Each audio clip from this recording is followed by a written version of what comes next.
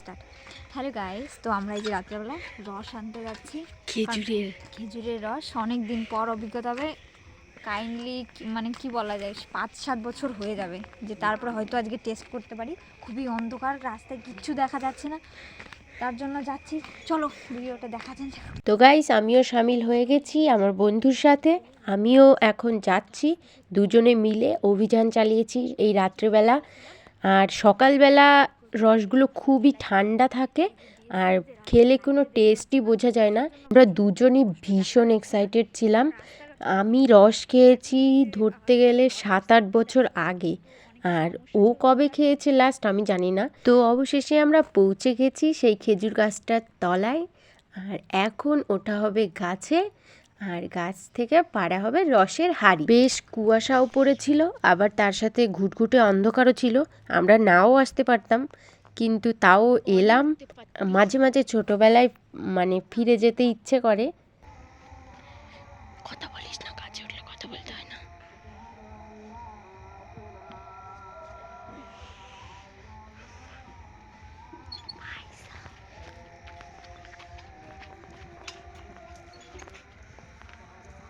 ধর ধর, ওটা ধর।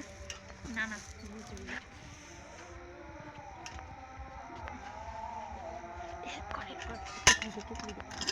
লাইট আমার কাছে। মোবাইলটা ধরছি, দেখ।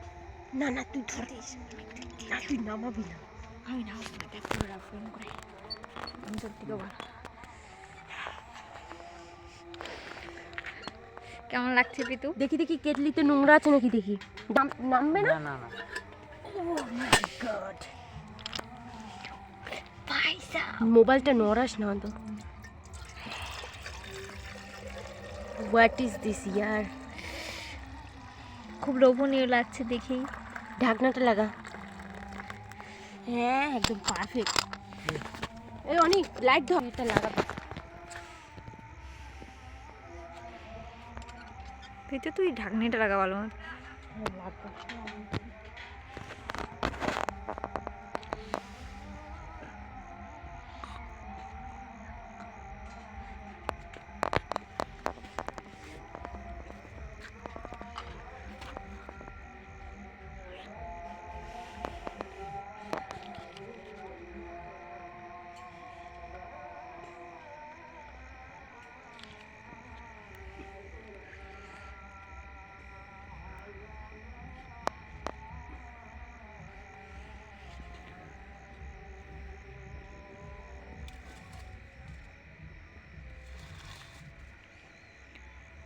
লাইট দিয়ে দিয়েছি। ওই যে তোমার জুতো।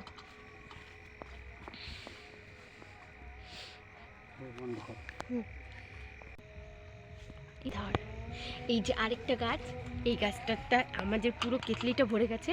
এই গাছটা থেকে তাই নিলাম না। আর আরেকটা আছে ওই সাইডে, হাই অনেক দেখাই।